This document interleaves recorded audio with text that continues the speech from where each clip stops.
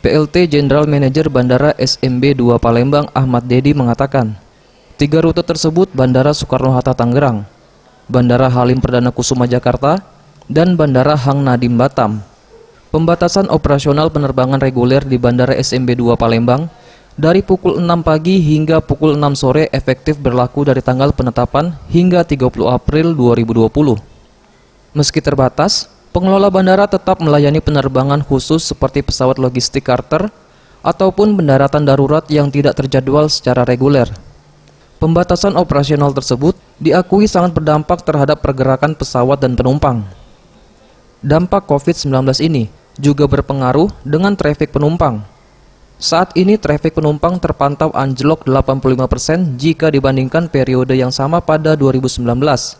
Sedangkan jika dibandingkan Februari hingga Maret 2020, ada penurunan rata-rata 30%.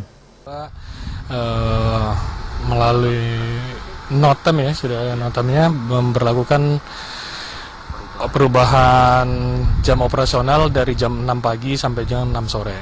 Tapi untuk penerbangan khusus, contohnya untuk yang logistik atau ini ada penerbangan khusus atau ada pesawat-pesawat charter, ada pendaratan darurat, kita tetap melayani sampai dengan 30 April 2020. Tim Liputan Sriwijaya TV.